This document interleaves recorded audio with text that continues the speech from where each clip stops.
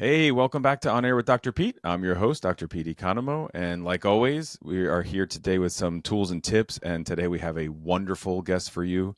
We are really lucky to have Brian Hite. He is a modern day Renaissance man. He's doing things that no one else is doing. And he's blended this high octane stunt work with sport and performance psych. So over 100 films and TV credits and a Screen Actors Guild Award for 24. As well as a decade of training U.S. Army soldiers. So this is a man who's actually lived and thrived in these real moments and is fascinated for more education in psychology. And so he went on to get some advanced degrees in sport and organizational psychology. So this combination of performance psychologist with a battle-tested experience of professional stuntman. So he is here to give you some tools and tips. Brian, thank you so much for being here. I really appreciate you having me. I'm looking forward to the discussion. So tell everyone, you and I were talking. So organizational development, organizational psychology. How did you make that decision? Well, the whole thing's kind of a weird process. I mean, it started where you are at Rutgers. It started when I was 20 years old. I was halfway through college. I went to college because that's what I was supposed to do. Yeah. I mean, that was just the expectation. But I had no idea what I wanted to do, and I was floundering. I was struggling in college because I couldn't figure out, okay, well, what's next? I'm supposed to get a job. That's what I'm told is the next part. So what does that look like? I couldn't figure out where I wanted to work. Yeah. And then I had a friend who was the company manager of the Batman stunt show at the Six Flags out there in New Jersey, Great Adventure. Yeah. And I went out there and I saw the show, and that was it, man. I was from the explosions went off and motorcycles took off and jumped out of this thing. I was mesmerized, and I decided right then I wanted to do stunts. I wanted to be a stuntman. Yeah. But I had no idea how to do that. Nobody does. So I knew the guy, and so it took me backstage. I was able to ask the performers, how do you get this job? And they said, well, you need to know how to do this, this, and that. And I learned those things, went to the audition, got the job, and I did that show the next summer, and it was such a phenomenal experience. I don't know that I've had a better summer in the rest of my life other than that first one, because everything was new. Yeah. It was like, the poem from The Outsiders, nature's first green is gold, her heart. So you just got to stay gold. It was all gold. It was all new. It was all fresh. And for the first time, I'd figured out where I belonged. I felt like I had purpose and direction. And I wasn't just out there struggling like I'd been doing at Rutgers for 2 years. So that was the good part. The bad part was that then I had to go back to school and actually do things for a job that, because the only reason I was there was to get a job. But now I'd found a job that had nothing to do with school. Yeah. I was failing everything, and I ended up dropping out. Wow. My senior year, I left with 1 semester to go. Somehow or another, I passed the first semester. I was not passing the second semester. Yeah. So I left and I moved to, I did the show one more season there at Six Flags in New Jersey, and then moved to LA to be a stuntman, where they had the same show. Luckily, I was able to get on that. Okay. And excuse me. And then link up with just some people who became very similar to college, really. It became my cohort, became my class, became my group that I came up in the business with. Other stuntmen. Other stunt people, at that show. I mean, to this day, the guy who's the stunt coordinator, or was, because the show's over now, but who was the stunt coordinator on Stranger Things, second unit director. He's won a couple of Emmys for it, I think. He was there. We were roommates for 2.5 years. There's another guy who's working with Christopher Nolan now on his show Odyssey that he's busy filming. He's the assistant stunt coordinator on that. I mean, a lot of these guys that I came up with are working on these big shows now. So it was a great environment for me to learn and to practice. But I did that. And then, I don't know, 4 or 5 years after that, I realized I missed learning. Yeah. And I decided I wanted to go back and finish the bachelor's degree. But back then, I couldn't just get on the computer. I had to literally go 3,000 miles back to New Brunswick, New Jersey to finish this thing, which I did. Yeah. And got that done. And then continued on with a master's degree in sports psychology and a PhD in organizational psychology, which is, for those who don't know, it's just essentially sports psychology for businesses. Right.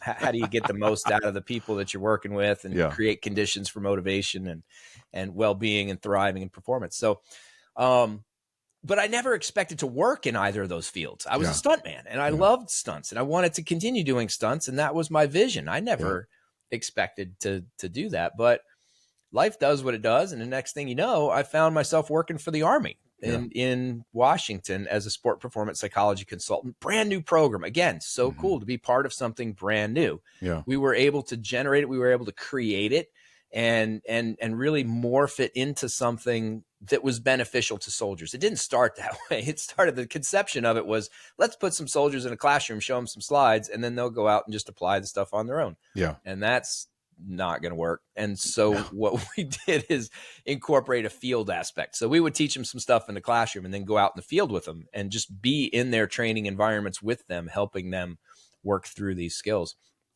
So I did that for a couple of years. Life changed again, went back to LA to do stunts again for a while. And then life changed again. And then I went back to the Army job, this time outside of Nashville, which is where I'm originally from and which is where I am now. Okay. But at that time, the program had branched out a little bit. So this time it was not just sport and performance psychology. It was also resilience. So it was about, how do we take these concepts and skills, which weren't different? They all came from a theoretical background, cognitive psychology. They're basically the same things, but the intent was, how do we take these things and use them just in all aspects of life? Yeah. How do we take these concepts and skills and benefit from them when life throws the inevitable challenges at us that it does, regardless of where we are? And I love that. I gravitated toward that program. I moved up through the various levels. There was level 1, 2, 3, 4, up until primary instructor of those programs, traveled around the globe doing that program at different bases around the world. And it was a terrific experience. I loved it. And it came to an end, as all experiences do. And then I opened my own business, began again performance psychology back then. Now it's Brian Hite Global, thinking I'd be working with athletes and performers, performing artists, which is a forgotten population in this area. You know, I mean, sports psychology for athletes is ubiquitous. It's been around since the 80s. Everybody knows about it. Right. But in the performing arts, people don't know about it. And nobody's really using it to the extent and degree that they probably should in order to see those benefits, just like the athletes do. But I thought that's what I'd be doing. And I did that for a little bit. But then I realized, you know, I want something bigger. I want something broader. I want to make an impact with more people, but in an area that really leverages my experiences. And I didn't feel like the athlete and performing artist realm of just the individual one-on-one traditional sports psychology coaching was doing that. So now what I do is I've zeroed in on the high stakes environments, high stakes performance situations.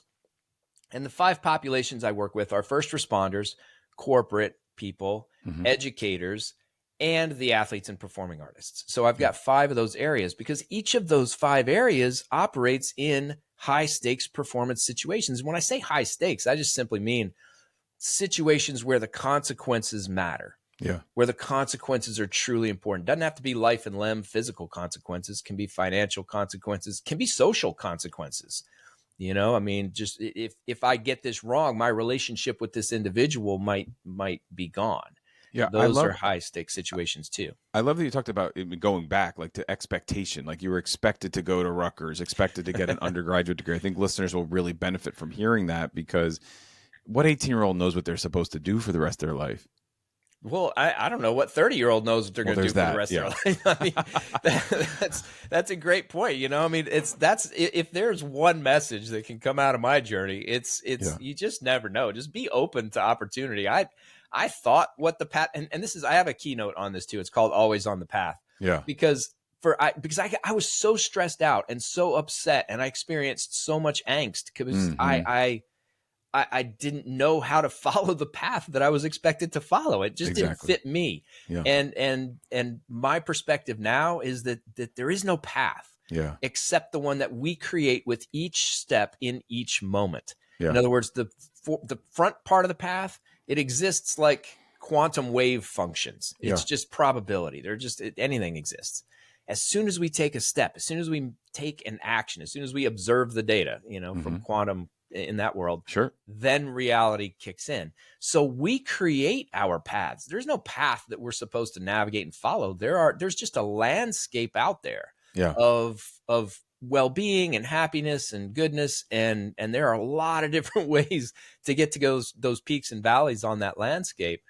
But I appreciate you bringing that up, because that is something that, in terms of high school kids especially, they are so nervous about am I getting the right standardized test scores? Am I taking the right classes? Do I have the right extracurricular activities to get into the college that I want? Because if I don't get into that college, then I'm not going to be able to go to the next place. And then once I'm in college, am I majoring in the right thing? Am I making the right connections? Am I getting the right things on my resume? Because otherwise I'm not going to get that job that's the next step on my path. It's just one step on the path. And, what I always say to clients is, like, it's just one decision. It feels like the biggest decision of your life, but it's just one decision. Wait, you also in the beginning talked about, like, this, and that, like forgetting training to become a stuntman. There has to be a listener who's like, what's one or two, what came to my mind was, like, my therapy dog had to learn how to sit, stay, and leave, so I hate to make that metaphor for humans, but, like, what's the this, and that for a stuntman? Well, I mean, for that particular show, it was fights, high falls, and motorcycles. Yeah. And I mean, high falls are exactly what they sound like. You fall from high. Stunt people aren't very creative. How does one learn to do that? Well, luckily, again, I knew the company manager, so he put me in touch with. I was able to get one of the guys from the show to teach me the fights and high falls. Yeah. And then the dirt bike, I just got a dirt bike. I bought one, and I went out to a place and just practiced until I could ride it a little bit. I was not anywhere close to being at the caliber that I should be by the time the show started, but I was what they had. So it was what it was. But I practiced in between shows. And that was really the benefit of that show for me, was that in between shows, that's where the goodness, most of the goodness happened for me, because I was able to learn the skills, practice skills, talking about rappelling, driving a little ATV thing, the motorcycles, the fights, the falls. There was so much that I was learning in that summer, and that served me tremendously well throughout my entire career. Which is a really decorated career. I mean, over 100, credits, and it's really impressive. I mean, what's that like for you today to kind of hear your intro and just know all that you've been a part of? Yeah, it is a little surreal when you put it like that. I remember, it's funny. When I'm on set, sometimes this occurs to me, because I remember the very first show that I ever did, when I got my Screen Actors Guild card. I was an extra on a movie called IQ. It had Tim Robbins, Meg Ryan, and Walter Matthau.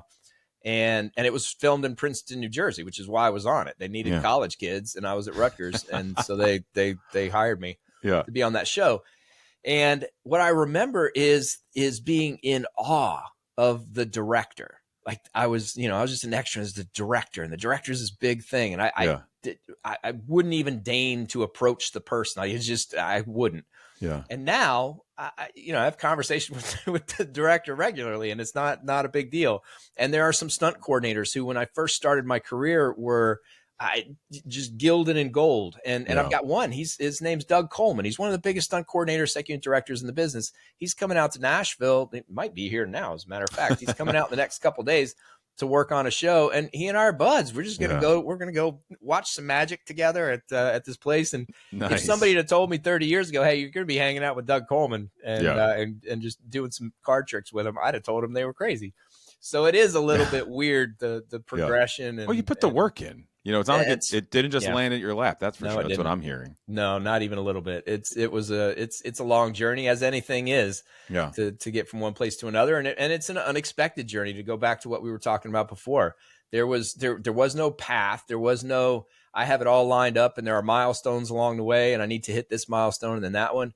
It morphed and changed. As I mentioned, I moved across the country several times. I went in and out of stunts a few times. I'm back in stunts. I still do stunts to this day for the third time in my life after taking the breaks with the Army. So it's just, it is a long path, but it is an unpredictable path. It does take a lot of work, but you don't know what that work is going to be necessarily at the beginning. You just have to be open and ready. And take that next step. So mental barriers, as a performance coach, I wonder, did you have your own mental barriers, or like, what are some common mental barriers you see in people that are at these like high stake performance positions?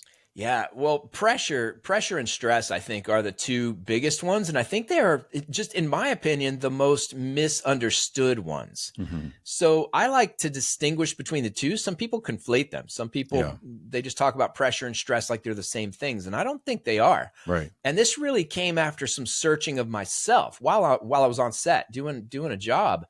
And I was thinking about this, and somebody said, I don't know, whatever the conversation was, you got to be able to perform well under pressure or whatever. Yeah. And it just, this flag went up. I was like, wait a minute, is that right? I don't think it is. So I started thinking about it, and I started thinking, first of all, number one, we don't need to perform under pressure, nor should we perform under pressure. Pressure is not a helpful thing, and it's an indicator that our attention is in the wrong spot. Right. And I'll talk about that more in just a little bit. But I think it's again, a misunderstanding of the situation. I think that and I don't think there's such a thing as a pressure situation. Yeah. This came to me as well because I was working on a show where I was coming out the back. It was The Righteous Gemstones in the new season that's coming out. Mm-hmm. And I was driving in this truck, and the back of the truck popped out, and I was supposed to come flying out the back, hit the ground, and roll. Mm-hmm. Well, I had done essentially that same thing on another TV show 20 years earlier. But in that show, I experienced a ton of pressure prior to and while I was doing that stunt. But the next time I experienced none. And to me, if there's a pressure, if there's such a thing as a pressure situation, then it should reliably be a situation that causes pressure every single time anybody's in it. Yeah. But there I am in this situation where I'm coming out the back of a moving vehicle, hitting the ground and rolling. That should be, I would think, a situation that would qualify as a pressure situation in most people's minds. Right. With, these famous people watching and all this money on the line with all that. But in one case it did, and the other it didn't. And that made me curious to explore this a little bit more. And the way I conceptualize, we'll start with pressure, is pressure is the result of a focus on consequences, not even the outcome. Not I'm focused on success or failure. It's the consequences of that success and failure. In other words, it's the future. It's imaginary. It's not even real. Now, it might be probabilistic. You may be very high probability that you are absolutely correct, that if you fail, those are the consequences that are going to happen. Right. And that's fine. That's neither here nor there. But when we experience pressure, it's because we're focused on those consequences. Right. And when we're trying to perform to our potential, we can't be thinking about the future, and we certainly can't be thinking about the consequences. Where our attention needs to be is on those task relevant things in the moment that create conditions for us to achieve the outcomes that we want to achieve. They don't guarantee that we're going to achieve them, but at least creates conditions for that. Yeah. So if we're experiencing pressure, by definition, we're focusing on the wrong thing. Yeah. And if we're focusing on the wrong thing, then we're not performing as well as we can. Yeah. So that's pressure. I don't know if you want to break that down before we go to stress or not. Yeah. Well, so how do you differentiate them from stress? I like that. So it's where you put your attention. So stress is about the situation. I use for those who are theory geeks out there like I am, the transactional model of stress by Lazarus and Folkman. And the idea there is that there's a primary appraisal, and then depending on the result of that, a secondary appraisal. So the model basically says that if we experience stress, it's because, number one, we believe the situation is a threat. We perceive a threat. Something bad might happen to us. And if we perceive a threat, then that secondary appraisal kicks in, and we ask, do I have the resources necessary to deal with this situation effectively? And if the answer is no, so I perceive it as a threat and I don't think I have the necessary resources to deal with it, now I experience stress. Right. And it's a very uncomfortable place to be. Yes. But if at either of those stages, number one, I don't perceive the situation as a threat, maybe instead I perceive it as an opportunity, as a chance for growth, as a chance for development, as a chance to prove myself to somebody, whatever it is, but it's a chance, it's an opportunity. Well, then I don't experience stress. Or if I do perceive it as a threat, so for example, coming out the back of a moving vehicle that's hit the ground and roll, that there's no other way. It is an opportunity, but it is also a threat because there is a very real chance of injury in that situation. So I can't just ignore that. It is a threat. So then the next part comes in. Do I have the resources to handle it? And my answer was yes. I do have the resources to deal with this. I have the ability. I have the physical, mental, emotional ability to handle this situation effectively. And so once that perception happens, stress disappears. So stress is about the situation, specifically our perception of the situation and our belief about our resources to deal with that situation. Whereas pressure is the result of our consequences that we think are going to happen, our focus on those those consequences associated with either success or failure, which I think is important, because people think about pressure as focusing on the bad things that might happen. But I could just as easily say, you know what, if I hit this presentation just right in front of this audience, my career is on the fast track. Right. My ticket's punched. I'm Yeah. going to be the next whatever. Yeah. That also creates pressure. So Absolutely. Yep. so if our focus is on the consequences, particularly ones that the stakes are high, then we're going to experience pressure. If we believe a situation is a threat and we can't handle it, then we're going to experience stress. And they're not mutually exclusive. One can bleed over into the other, et cetera, and so forth. But I do think that it's useful to distinguish one from the other and talk about them separately. So how do you take care of yourself in this? Because I keep thinking, like, were you an athlete, or obviously to be able to be a stuntman, and then now to understand something, work with the Army for 10 years. What's your own kind of process for staying fit, or, your own kind of athletic journey to here?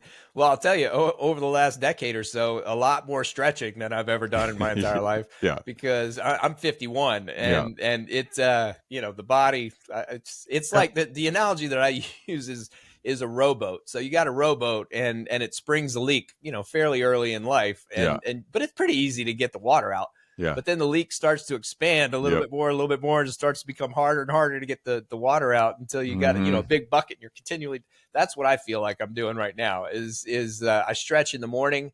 Yeah. I do a for real workout that is preceded by a warm up and followed up with more stretching. Yeah. And sometimes I'll stretch again at the end of the night, but it's a lot of stretching and consistent workouts in a lot of ways. So I'll take the kids to the trampoline park. Mm-hmm. I do some workouts on Beachbody on Demand. I have a dirt bike that I'll go ride. So there are a lot of different ways that I try to keep my body working. I don't just do one thing. I'm sure that also helps. I get bored. Number two is better for the body. Totally. I'm sure that helps your mindset too, like your own mindset personally, like your own kind of strategies for mindset.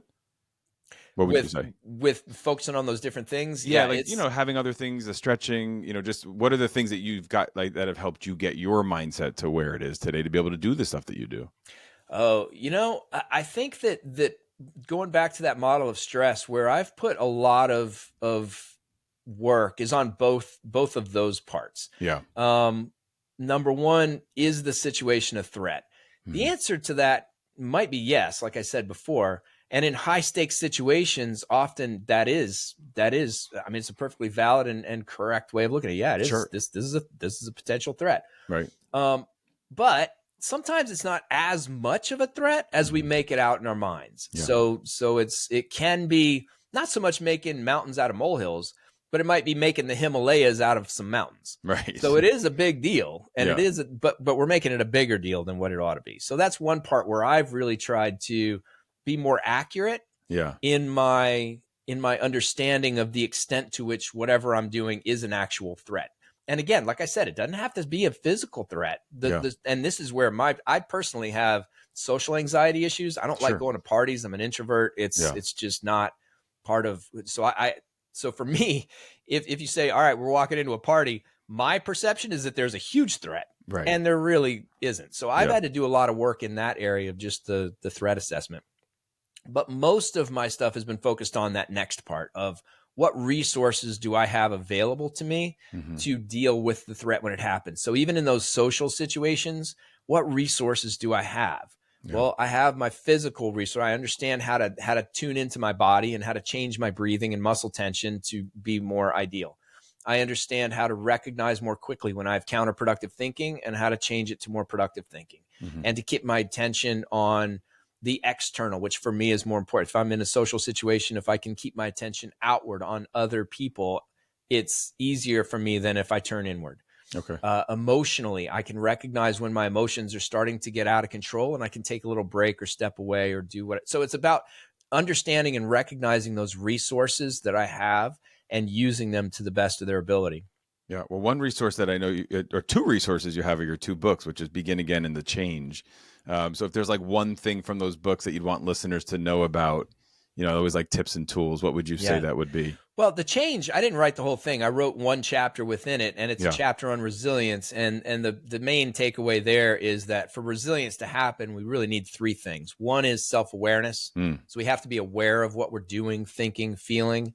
Number two, and this is where I think a lot of people skip over it, is acceptance. Yes. Acceptance, not from the standpoint of acquiescing or giving up, but acceptance from the standpoint of, this is my reality. Yeah. This is how things are. It may be pleasant or unpleasant. I may want to be here or not, but it is what it is. Yeah. Rather than glossing it over or ignoring it completely, we have to accept what is, and then we can take action. Right. We can take steps. So that's the main part of the change. Begin again, utilize the wisdom of Eastern and Western ideologies to achieve your full potential. That's a book that I didn't set out to write it. It just kind of was written through some work that I was doing on myself. It was a rough time in my life. I'd gone through a divorce. I was having a hard time. And some of my coping strategies that I used were to get up in the morning, write in a journal, and read. And I would read wisdom. I read Marcus Aurelius. I read Seneca. I read the Bhagavad Gita. I read whatever wisdom literature that I could find, both ancient and I mean, written not long ago. Ryan Holiday's great. Sam Harris is great. There are some people like that. But I would read a little bit. And if something struck me, I wrote it down on a sticky note, which I have them over there, actually. and I keep them in a Ziploc bag. But I wrote it on a Ziploc, on a sticky note, what it was that struck me and how it applied to my life. And then I turned that into a short essay. It's only 200-300 words. It's a very short read, 2-3 minutes. And that was, I did that 183 times, and there's the book. Wow. So it's just, it's kind of a window into my own journey through the challenges that I had, not written for that purpose, but that's where the stuff was generated from while I was reading, trying to improve and understand myself better. That stuff emerged. So it worked. I mean, it absolutely did work. And I need to remember that too, because this is another lesson that for anybody out there is, if you find something that works, keep doing it. Because what happens is it's like, you get well and then you stop doing what got you into the place that got you to that good spot. And so I have to remind myself and even put it in the calendar, especially now that I'm busier than I used to be back then. Yeah. I still have to sit and read. I still have to write. Yeah. That is a part of what feeds me. And I have to recognize that and make time for it. I notice when I don't. You have to maintain it. You do notice it. I always say that in meditation, it's the barometer, so sometimes when it's a busy day or a busy schedule, then you got to sit a little bit longer, even though you feel like you can. So, hey, if you ever get back to, I feel like end of your journey healing will be coming visit me or do some at Rutgers University, do some kind of talk for one of our teams or something like that. And I would love to do that. That would be circle. Things coming full circle. Really would. I told you before we got on here, I swore I would never darken the door of another school ever again when I left Rutgers. And here we are. So and here he is, Dr. Brian Hite. Here he is. So again, you just never know. You never know what life's got in store. And that's exciting. It's super exciting. You take a step one at a time. So where can people find you? Brian Hite Global, BrianHite Global, GLOBAL.com. You can find me on there. You can send me an email, brian@brianhiteglobal.com. You can schedule a discovery call from the website. But I'll tell you what, if pressure and stress and senses of overwhelm is something that you regularly struggle with, please reach out. I've been there. I've gone through it. I understand. It's a hard place to be. And if you don't have anybody who can walk you through that, please reach out, take a look at some of my programs around stress and pressure and motivation, burnout, etc. And I'd love to talk to you. Dr. Brian Hite, I really appreciate you being here. And the invitation's there. We'll definitely stay in touch, but I appreciate you being here. This was great. And so if you like this, please like, share, and follow wherever we are. Everything's at officialdrpete.com.